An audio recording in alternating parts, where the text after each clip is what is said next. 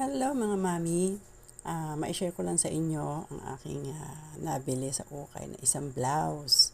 Long sleeve siya, hindi ako masyadong mahilig sa long sleeve. So pinutol ko siya at ito nipi ko ng maliit. Pero napansin ko meron siyang mancha, nilabhan ko na siya pero hindi siya naalis.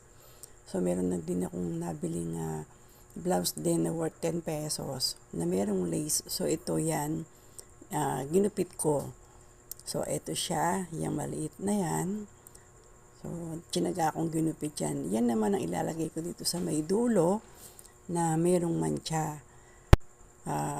So, ikakabit ko siya para siya matakpan. Kasi nga hindi maganda. Para siyang kalawang.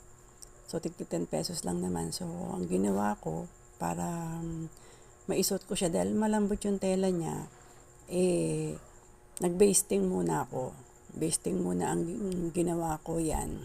Para sa pag tinahi ko na siya sa kamay ko, yung maliliit yung pino, hindi na siya mawawala sa pwesto. So yan. Basting muna tayo. At ngayon ay sinundan ko na siya ng pinong maliliit. Dito sa may, yan, yung mga dulo ng lace na ikakabit ko sa manggas. Makikita natin kung anong kanyang magiging resulta. So, ayan, kailangan lang ay tiyagain sa pagtahi. Hindi siya pwede, wala naman kasi akong makina. So, ayan, makikita natin ngayon ng resulta. Kasi nga, mahilig ako sa 3/4 na manggas. Tapos, ang ganda ng manggas niya kasi paluwag siya sa dulo. Yung mga uso ngayon na maluluwag yung dulo. So, hindi na mahirap isuot. Bali, nalabang ko na yan. So, ayan, di ba? Ang ganda. Sana mahilig kasi akong mag-recycle. Yan, sa ukay-ukay na worth 10 pesos ko lang yan nabili. Yan, hindi naman siya mukhang 10 pesos, di ba? So, anong masasabi ninyo? Di ba? Okay siya.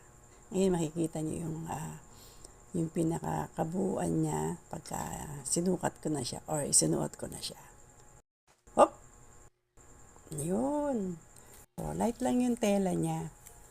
Ang sarap niyang isuot saka parang sinukat sa akin. Saktong-sakto. Oops! Ikot muna. Voila! Learn these tips to make your life easier. Take the handle off the bottle. It becomes a multi-purpose shovel. Shovel rice noodles are easy and clean. Cut the bottle in half. Put a towel and a toothbrush in it. A waterproof toiletry box for a